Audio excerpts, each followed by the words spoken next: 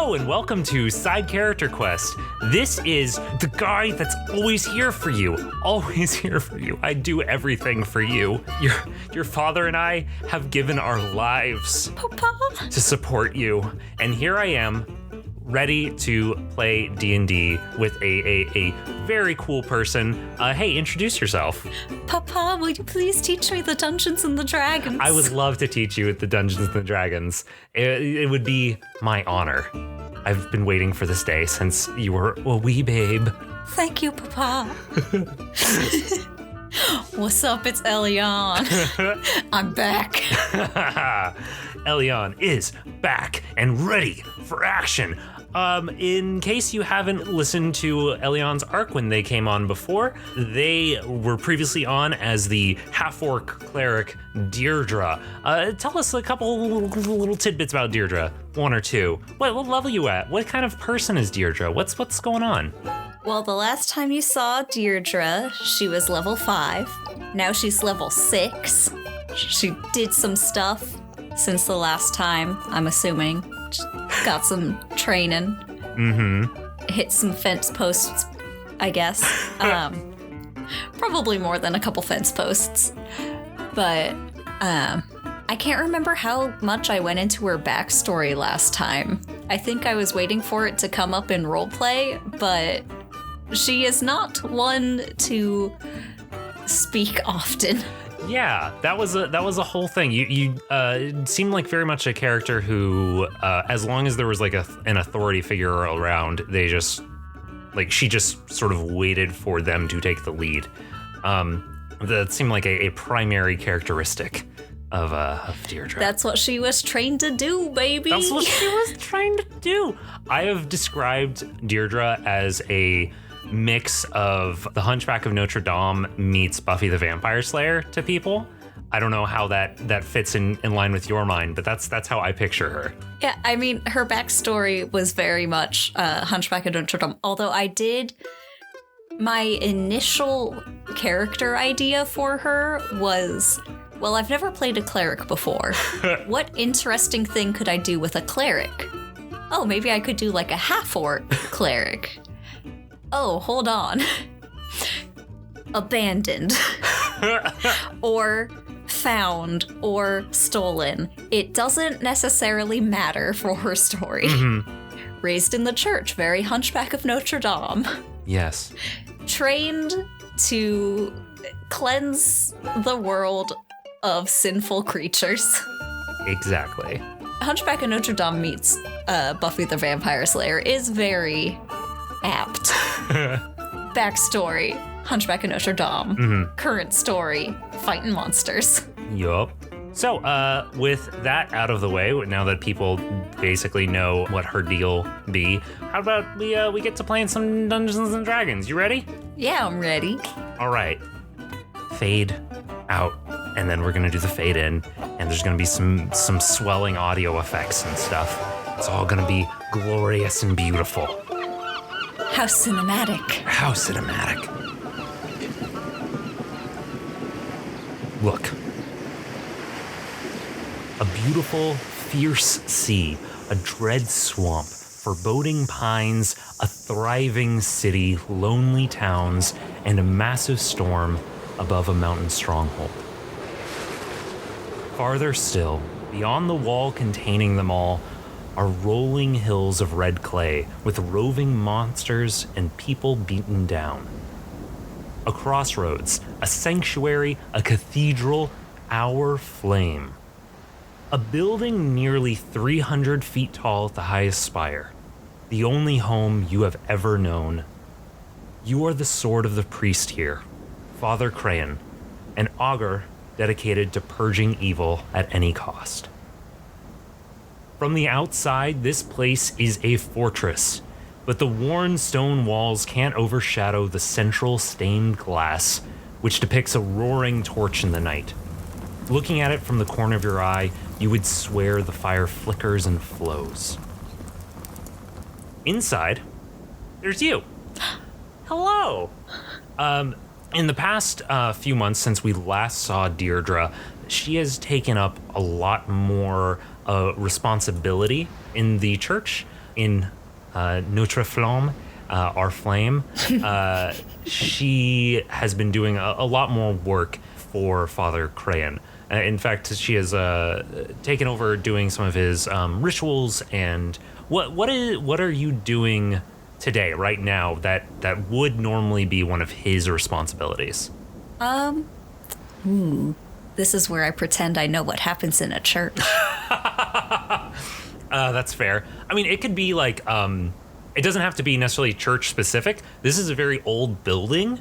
So like you could also be doing like maintenance kind of stuff. You could be swinging at some fence posts. I feel like she was already doing a bunch of maintenance stuff before, though. That's true.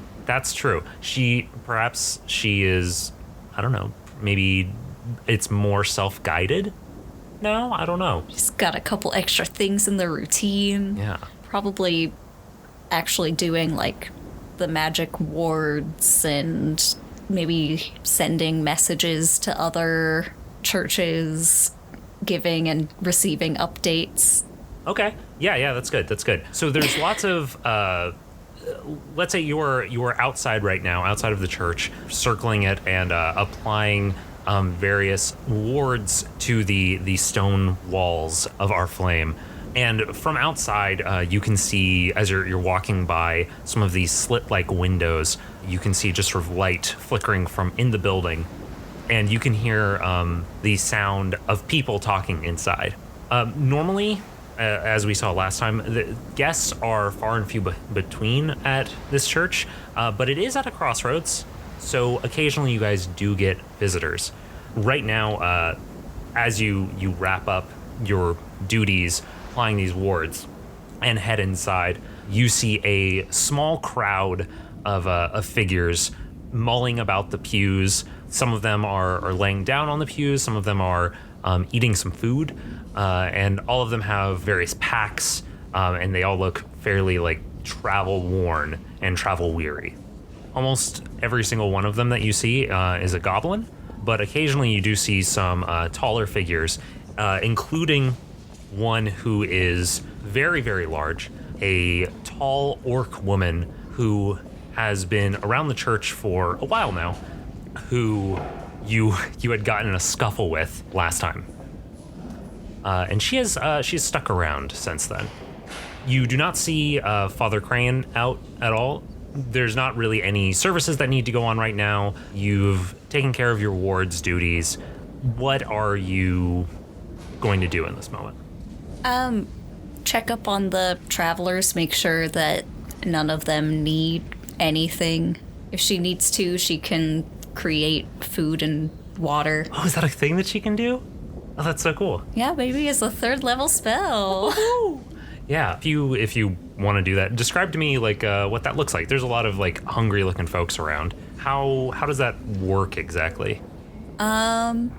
Without even looking at the player's handbook to see what the spell says, I'm gonna say that she kind of like has a plate that she draws some symbols on, probably with like flour or something if she's creating food, or like a bowl that she draws the symbols with some of the holy water, and then it just kind of like the bowl either like fills starting from the symbols, or the food just kind of like piles up. It's probably just like bread, fruits, little easy things. Yo, I'm looking at this spell right now, and you can create 45 pounds of food. That's so much. It's a 3rd level spell. I guess, yeah. It's like enough to sustain 15 humanoids or 5 steeds for 24 hours. The food is bland but nourishing, so it fits the idea that you've made bread. Wow, that's really crazy. Yeah, so you make this food. I'm assuming you do this like sort of on the altar, or...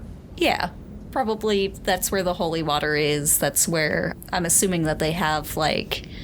That's where they keep their spell components. Yeah, probably. In the rectory, I believe is the name of a thing. Sure, I know how churches work. You know exactly how churches work. I've definitely been to a church within the last 5 years.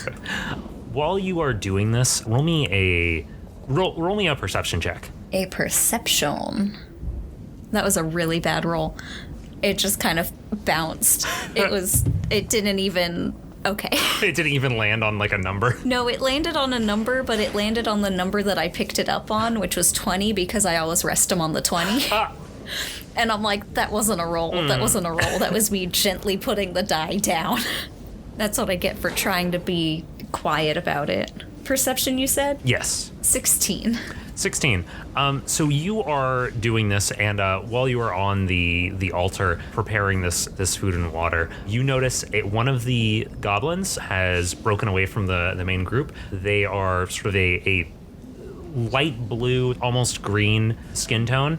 They are looking at you with very wide eyes and looking at the food, looking at the ritual circle that you were preparing to generate this food, and they're just sort of like easing up. And you see them as they're getting ready to walk up onto the altar. I don't know if you allow that, or is that cool, or is that cool with you guys? I don't know. Does it look like an adult, or does it look like a child? I would say that they look sort of middle, like kind of like an older teenager kind of age range. It's a little harder to tell for but you know goblins. Like, yeah, so they're like older teenager, and they just sort of like get really close to you as you're doing all of this with just like very wide eyes. Hey, what's this? What's going on over here? You doing something? Okay. Oh, I'm just gonna say. This Yeah. is your dinner. Oh. Wait, this is for me. I'll get to this. Well, not all of it. It's to share. Where'd this come from? You a wizard? Are you a wizard? Hey, Ty. Yeah. What god does Deirdre? So, we did not. I don't think we gave them a name. Let me double check real quick. It is not Lumen. So if you want, It's not Lumen. it is not Lumen. Thank goodness. Certainly not Lumen. Certainly not Lumen. Do you say that? No. Okay. Yeah, you can make up a name if you want, or I can choose one at semi-random. I'll let you choose one. It's your world. Yeah. So this. You're the one who's going to be stuck with it. That's fair. So the name is Thok, the god of cleansing fire. Thok. Okay, Gotta be very careful saying that one. Yes. Is that all you say? Just say their name? Yes. Okay. what's that? Is that like one of your wizard words? You are standing in a church of Thok. You could at least show respect. Okay. All right. And they sort of like sit down. I assume that you're sort of like sitting in front of this ritual spell, or are you at a table. They mirror your posture. Whatever you are doing, they just like sort of stand or sit next to you and just replicate it exactly. And they draw a circle with their finger on the surface next to where you have summoned up this food, and they put their hands kind of on either side of it and lean forward a little bit, and they say, Okay. Thok. Good fucking luck casting a 3rd level spell, Thok. child. Thok. Okay, you've got to show me how to do this. I saw you do it. It just sounds like he's cursing. this is like this is our Battlestar Galactica like bracket.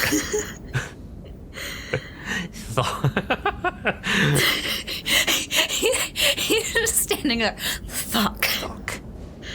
Ah, Thok. Thok. Now I feel like I should look up the spell to see it. It probably does have a verbal component, doesn't it? It has verbal and somatic, so hand stuff. There's no component. I guess that makes sense that there wouldn't be like a material thing, because then it'd probably just be food. You know? Yeah.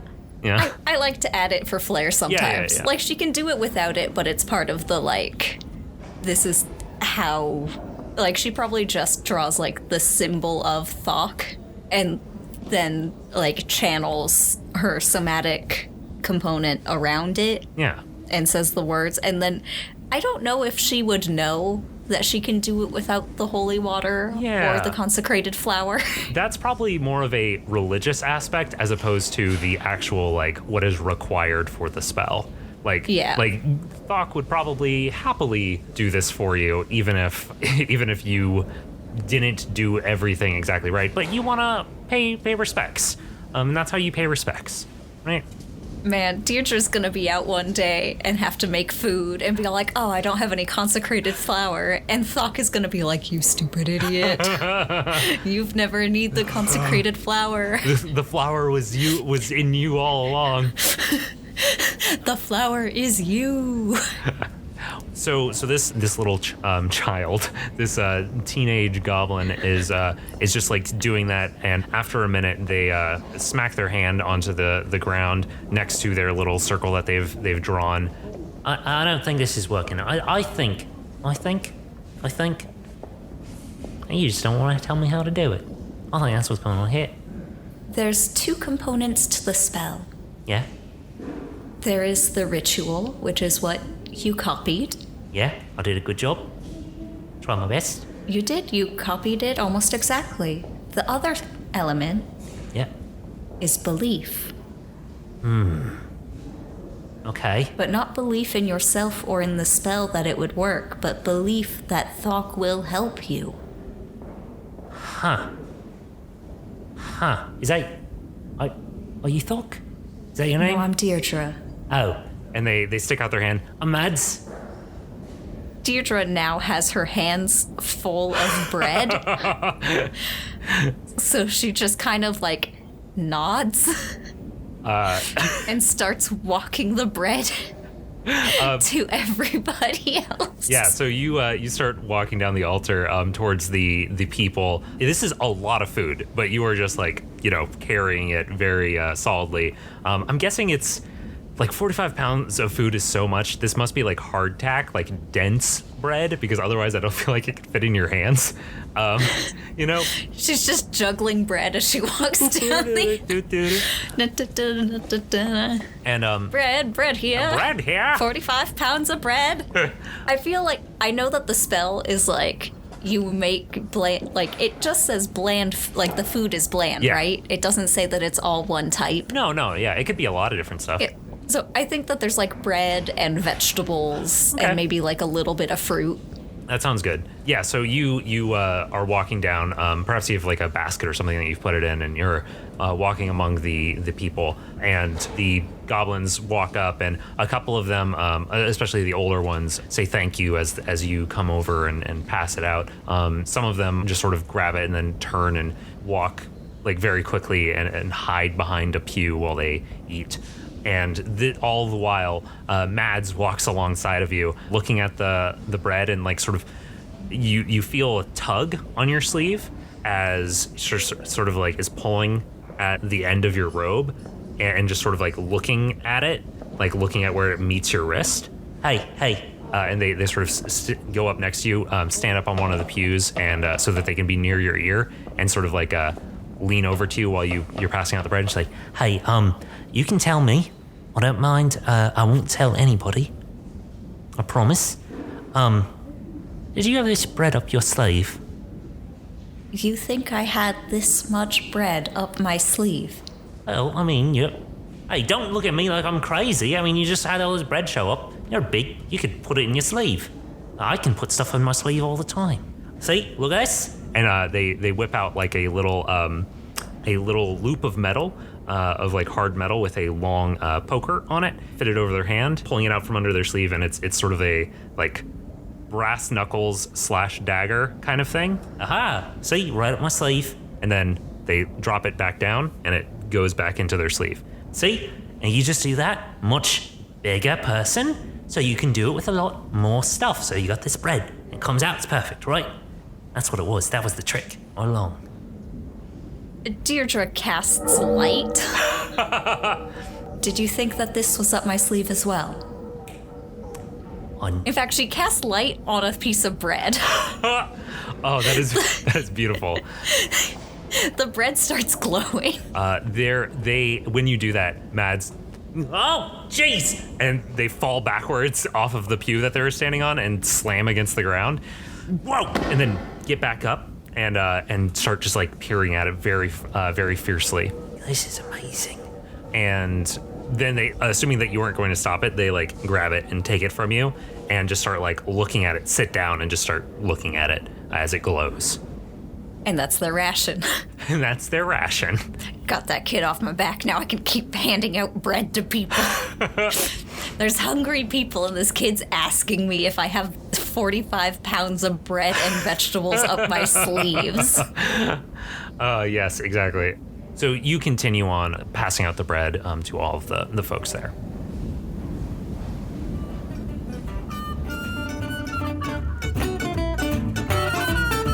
Hello and welcome to Minor Character Quest, a special sponsored segment brought to you by Flying Crow Coffee.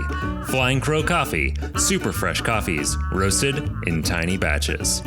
Today we're joined by our old friend Eli, who will be doing a mini quest with his character Dang Dong. Hi. You want to tell us anything about your character? Yeah, so Dang Dong is a dwarf fighter, level 1, and for the last 5 years has been living as an orphan on the streets. All right. Are you ready for your quest, Eli? Hell yeah, let's do this, Ty. Great. You find yourself on a dusty road. Cicadas buzz in the hot, humid air. You see a man in chainmail off in the distance, accompanying a horse-drawn carriage. Your cat is stuck up a tree next to the road.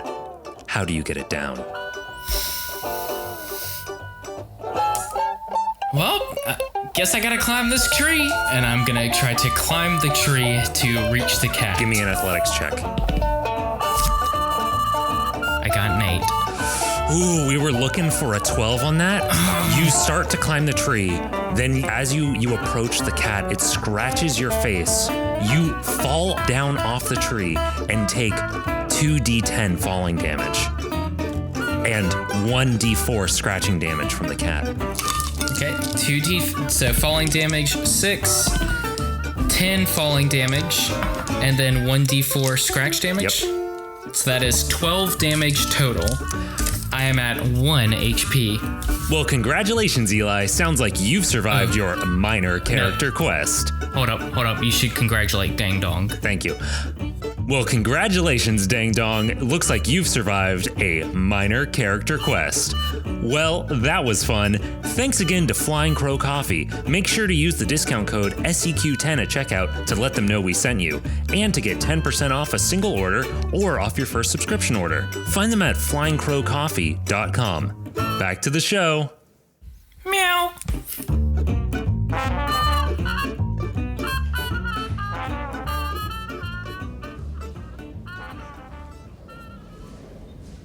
So a little bit of time has passed. People have had their meal. They have been just sort of enjoying themselves. Folks have started to feel a lot more comfortable. Most of this group had arrived earlier today, and there was a bit of unease. But after being fed and having had a chance to sort of lounge about in this building, people are feeling a lot more comfortable. Things are settling down a little bit, and some folks are sewing patches on their clothes, are sharpening some of their short swords, whittling small pieces of wood, all sorts of different things. And meanwhile, that large orc woman is sort of standing in the corner and has been just arms crossed, has been watching all of this go on.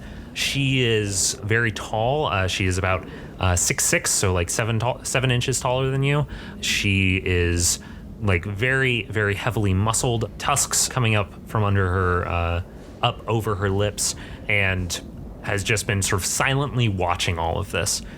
When you look over to her and she makes eye contact with you, she nods and walks over and grabs one of the last pieces of food that is sitting in the basket and picks it up and starts eating it. And she looks at you and just nods her head again after chewing on it for a moment and just goes, And Deirdre just kind of like nods back, like, she's She doesn't really say anything. and by the way, she is wearing clothes that sort of match your robes as well. She has sort of fallen into the same sort of Thok ensemble, and it fits in very much with the look of the rest of this church. As you wrap up, she gestures to the group, gestures towards how they're all sort of relaxed, calm, collected, and then nods her head to you, sort of to indicate, like, I've got this. I'm watching everybody here, so you can go do whatever it is you need to do. All this time, like, Father has not been out and about. You have not seen him or heard from him while this whole deal has been going down. Which is probably why Deirdre was doing it instead of him. Yeah. This was definitely the sort of thing that a few months back he would have definitely been taken care of. And Deirdre would have been the orc woman standing in the corner menacingly. Exactly.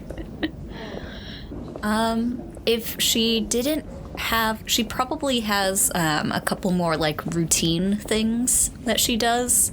Mm-hmm. Although part of them are shared with the orc woman. I can't remember her name. Does she have a name? What do we call her? I don't think that she had a name in the last arc, but you can call her pretty much whatever you want. She has never spoken since she has been here. Do you think that Deirdre would have tried to talk with her at all over, like, do you think that she would have attempted to have some sort of conversation with her in the months that she has been here? Probably not so much as like, these are what your duties are, these are how you do them, especially if she's not that interested in having a conversation with Deirdre. Yeah. So unless it's like how things work, she probably knows barely anything about this woman. Gotcha. Could you roll me I'm trying to think what would be the appropriate check here. I want to know what you would know about this character. I feel like roll me a history check that is going to be fairly low DC, just because like this person has been around you so long. All right. I had forgotten. Deirdre is proficient in history. Nice. That'll be a 17. Sweet. So one thing that you have noticed about this woman is that she does not have a tongue. Which is a very, very good reason for you to not actually be talking. And you know that with a 17, I'll give you that is not a super uncommon thing. At one point, you know that there used to be a lot of orcs that didn't have tongues. They had removed them as part of a sort of coming of age thing in this area. The number of people that have done that has dramatically decreased in your life, but you know that it is a thing that used to be much, much more common. And this is probably one of, maybe 5 or 6 people that you have met like this in your lifetime. So it is a thing that you've definitely seen before, but it's not common. And so she's from whatever group that was that used to do that. I mean, I feel like they have some sort of like gesturing system down. Yeah, that's totally fair. Just a series of like nods and looks and hand gestures, because Deirdre, very quiet. Yeah. I almost gave her a name just off the cuff. Oh no, do it. I kind of like the idea that like that Deirdre has accidentally like started referring to this person as something in their head, but has never actually said it aloud to them. The one that I almost called her was Hilda. I can live with that. That's good. All right. I'm gonna make a note of that real quick.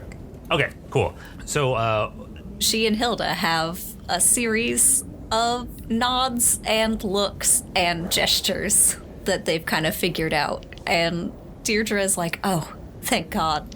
I don't have to pretend to be interested in speaking to a person. That's delightful. After the conversation between you and Hilda, you hear some loud coughing coming coming from back down some hallways. It's very long, goes on for a while, and you can tell that some of the goblins around the room have like sort of stopped what they were doing to look down that way. You notice Mads. Mads is just completely not focused on that at all. They have like drawn with some dirt that they have gotten, drawn a circle on the ground, and you see them with their hands just on either side of the circle saying "thuck, thuck," as trying to replicate your ritual from earlier. I do like how there is a verbal component to it that is not thok. Yeah. Oh, and they probably heard you say the real thing, but that is not what they're doing. But yeah, so you just hear all of that coughing coming from the back room. What do you do? I'm gonna go towards it, not in a manner that would let off that she's worried, Yeah. but that like, oh, she was gonna go that way anyway, and now she has to aid someone else. Gotcha. So walking past the altar, past your ritual space, past candles and mosaics on the walls, you head down this hallway. You see several rooms as you go back, some storage spaces for larger masses, which has mostly been untouched in the past several years. You've so rarely had an excuse to bring out supplies for that large a group. As you were making your way back, you get to the office, the sort of private workroom of Father Cra'en, and you just hear this racking cough coming from inside of the room. Father?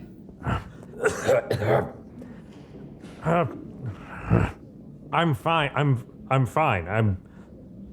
I'm fine. Do you require another prayer? I'm fine, child. You hear his chair scrape against the floor as he stands up. I'm perfectly capable of. And then you hear the chair scrape again, and you hear a thud as he falls onto the floor. And you hear him racked with coughing again. His door is closed. It closed? It is not like you have been in this room before. This is not like his bedroom space. This is like Oh, go ahead. Is it a place where she would be allowed to open the door? I would say that allowed is such a complicated word. You hear very pained coughs coming from this place, and you do not hear the sounds of him standing back up. I will say that. She girds her loins and opens the door. Looking inside, you see an old man who in the past year has seemed to have aged 10 years in the past one. He is laying on the ground, curled into a fetal position next to his work desk, which has candles on top of it. 2 or 3 of the candles have been knocked over, their wax hardening on the surface over some of his papers. One of the candles, the flame has started to catch a small scroll on fire, and you see various packs and supplies piled up on the opposite wall. What do you do? I put out the fire. Yeah, put out the fire, and as you do, Father Cra'en, his cough starts to slow, but he is still curled on the ground. She's gonna start, would she do prayer of healing? That takes 10 minutes? She's gonna do a quick healing word. Okay. Yeah, so that just, you basically just literally say a word, maybe a soft glow, or how does that look? See, this is where I should have just had the player's handbook. So basically, as long as we're doing these sorts of things that are outside of combat, when I ask you those sorts of questions, it's literally just give me flavor. I don't give a shit what it actually says in the book. I know, but I like accurate flavor. That's fair. Or at least I can justify the inaccurate flavor. Yes. healing word, right? Healing word, yeah. It says a creature of your choice that you can see within range regains hit points equal to 1d4 plus your spellcasting modifier. Spell has no effect on undead or constructs. It's instantaneous. One bonus action. It's only verbal components, it says. So I'm guessing it's literally just like a healing word. Okay. Yeah, she just says a word and just cut. I feel like it's mostly instinctual. Yeah. She just puts out fire, casts healing word at the same time. It's a bonus action. Yeah, so maybe like you give a quick prayer to Thok, and as you do, give a little bit of those HPs to Father Cra'en, who is still laying on the ground, but sort of sits himself up and looks to you and says, "Thank you." And he looks kind of his eye. He doesn't meet your eyes as he says, "Could you help me stand?" Yes, Father. And he grabs your hand and you pull him up, and then he leans lightly against his desk and looks over to his chair laying on the floor, and he sort of shuffles over to it, puts it upright, and then sits down very heavily on the chair.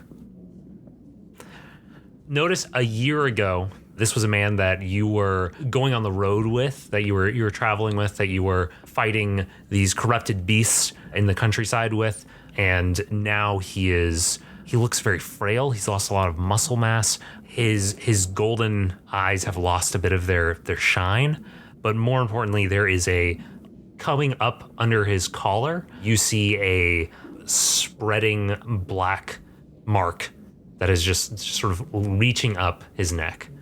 And that is the first time that you have noticed that. Father, forgive me speaking out of turn. Your neck has a mark on it. He reaches up and grasps his neck, covering it. It's hard to say if it looks like it's hard to say if he's grabbing it out of pain or out of almost, he looks ashamed. Yes, yes. Deirdre, child. Yes. I don't know if have I been hard on you? Have you been happy here? I'm happy to do my duties and serve Thok, yes. He nods his head at that, like that is what he expected to hear. Deirdre, I am not doing well. I'm getting weaker. You've seen. I haven't been able to do the rituals. We have not been able to go out and fight. And Deirdre, do you know what it is to be an augur? My people, we have a sense in our heart of what we were put on this earth to do. It's born into us, and it compels us, and it protects us, and it keeps us on the right path. And when we don't have that knowledge, when we lose that path, it is painful to us. And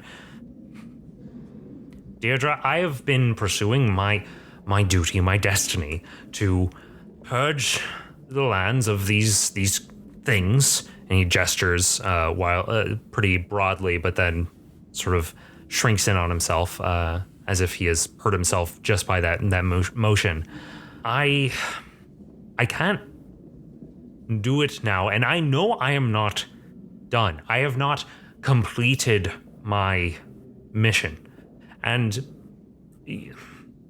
I like to think that I have prepared you for someday, but for now, I don't know that. Regardless of whether or not you are ready, I am not ready to be done.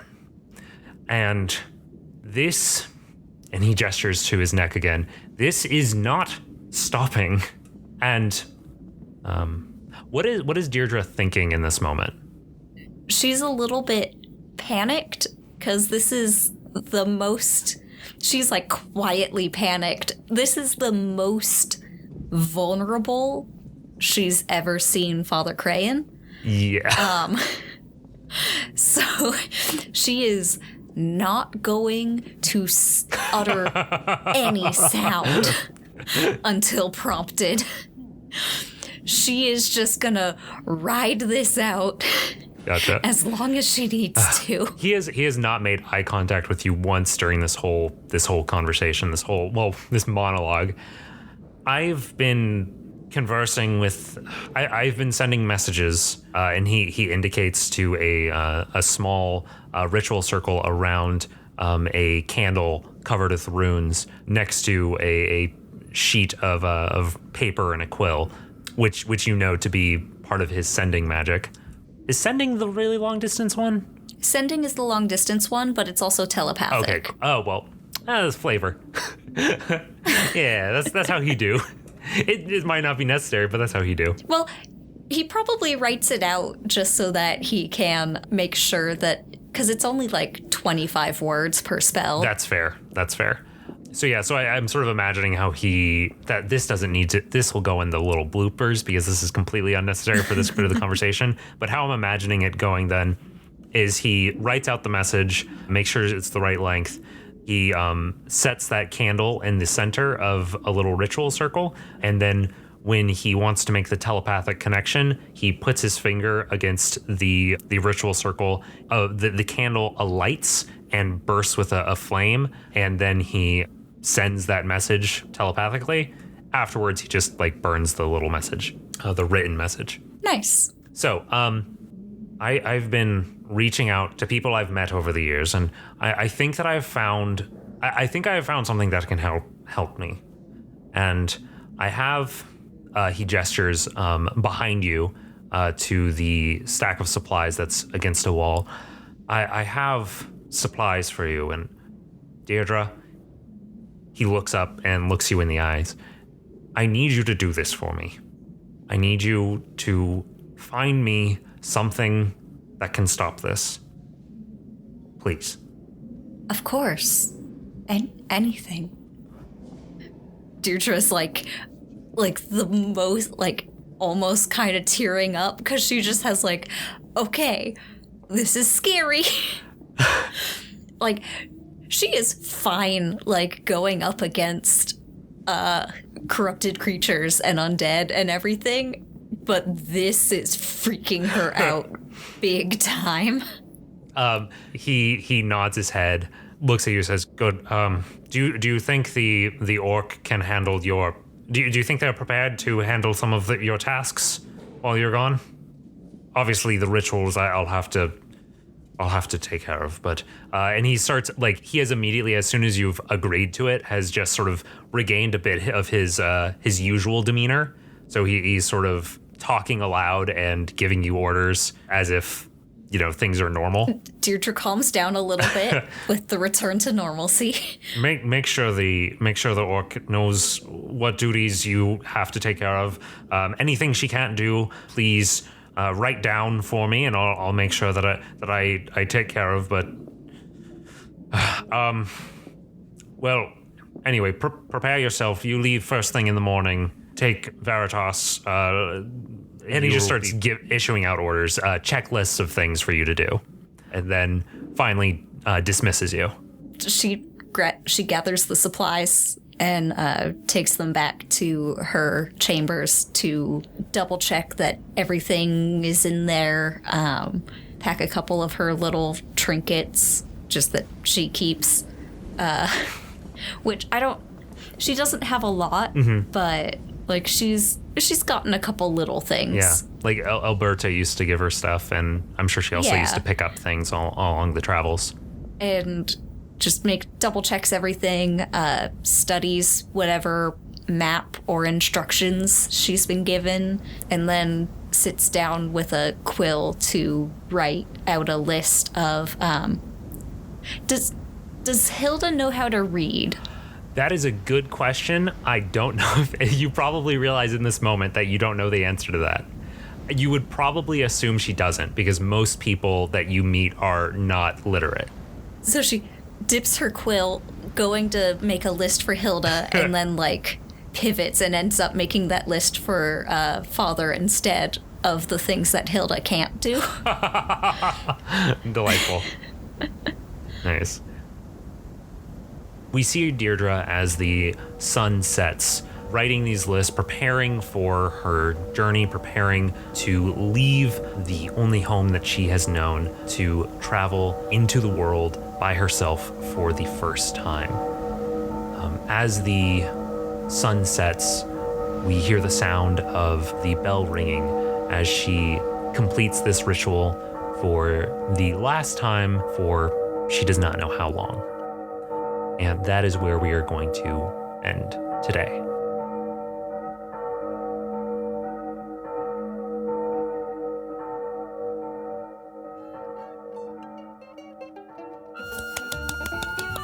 Yay! Hey! All right. So, thank you very much for coming back and joining us for another arc with Deirdre. I'm really excited to see where this is going, as I'm sure you are. You're probably more interested to see where it's going because you don't know. But and I do have some ideas. You're like, oh yes, I'm interested to see where it's going. What's going to be the twist that Ty comes up with? Unfolds paper that says where it's going in really big letters on the top. So yeah, would you like to plug your other show that you are on? Yeah, I'm on Capes and Japes with my good pal Olivia, and we talk about comics characters, comics books, all the whack stuff that happens in them. We talk about how much we love our kids, and by kids I mean the comics characters. I assumed that you were gonna say, and by kids I mean our kitty cats. That's usually what people mean on the show. I mean, I do love my pets, but we talk about our kids. You know, teen superheroes mostly are our kids, our children, our darling sons and daughters. But we try to make it accessible for people who don't know anything about comics. And we try to make it fun for people who know a lot of things about comics. Nice. Did I say the name of the show, or did I get distracted? You did say the name of the show, but furthermore, I will have a link to it in the show notes. I will also have a promo for it immediately after the end credits song stuff. So just listen for that. But more importantly, just go up onto your podcast app and look up Capes and Japes and be like, hey, this is what I want to listen to. And hey, while you're at your podcast app, how about you throw a review to us? Let's say like, hey, we like these shows. I never ask people to do that. I feel like I should probably do that more often. Hey, do that. What if people put their show conspiracy theories in the reviews? Oh, I would love that so much. Give me all of your conspiracy theories. Tell me what you think is happening with everyone. Tell me what you think, like, the characters are getting up to now, like, after their arcs. That is when... Write fan fiction in the reviews. Oh my god, I would love that. Please, somebody write fan fiction for the show. Please, guys. I want that very much. Anyway, until next time, thank you all for listening, and how about we pitter-patter on out of here? Pitter-patter, pitter-patter, pitter-patter. I don't know if that was a completely untenable sound or not, because that was on the ironing board that I'm recording on. Thanks to the Joy Drops for the use of Not Drunk as our intro and outro music. Find them at thejoydrops.com.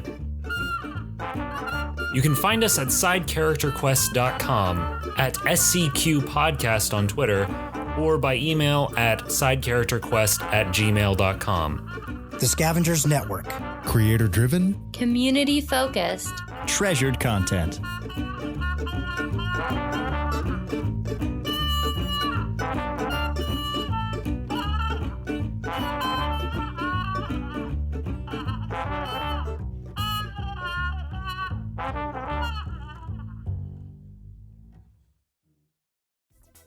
You might have already heard of Wonder Woman, but did you know that there were several people who went by Wonder Girl?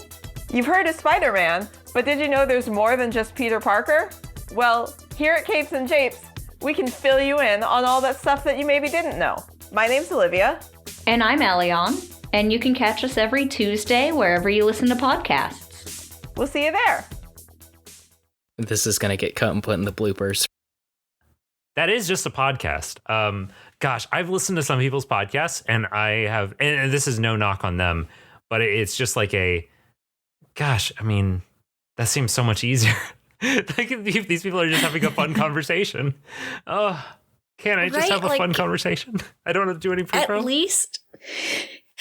least Olivia and I research, share duties. Like she researches and I edit the podcast. There you go. That's beautiful. So, and I do all the social media and everything. Yeah. So yeah, that's good. I'm basically doing like everything for this because I'm a fool. Yeah. I think that even if somebody was to like offer to edit stuff, I would be like very No, I gotta do it.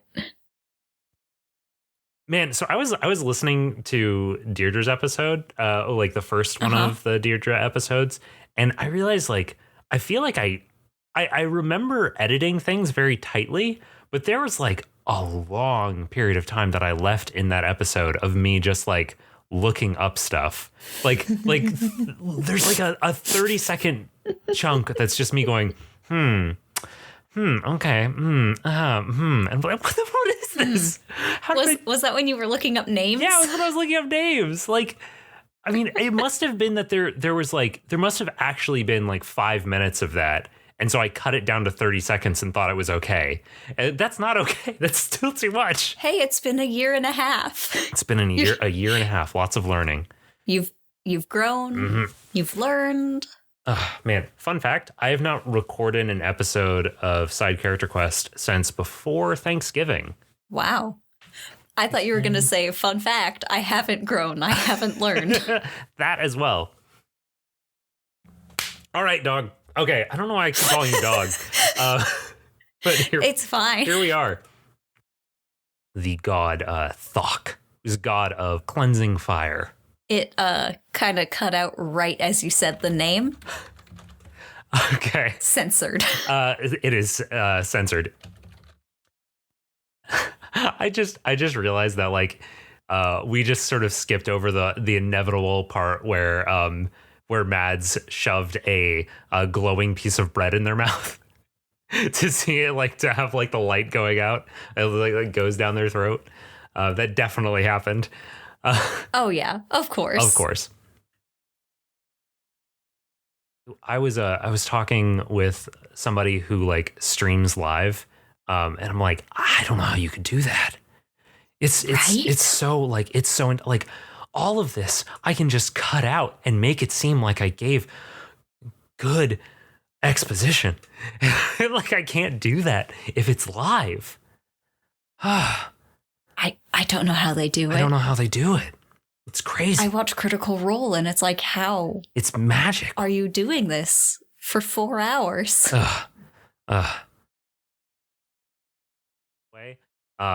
You notice Mads is not paying attention. He's just sort of like, Mads is she.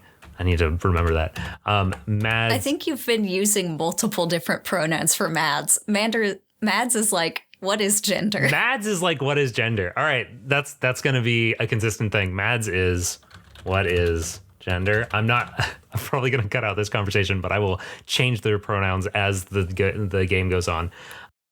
Thank you we're going to do like the little fade out and then the like, and then we're fading back in.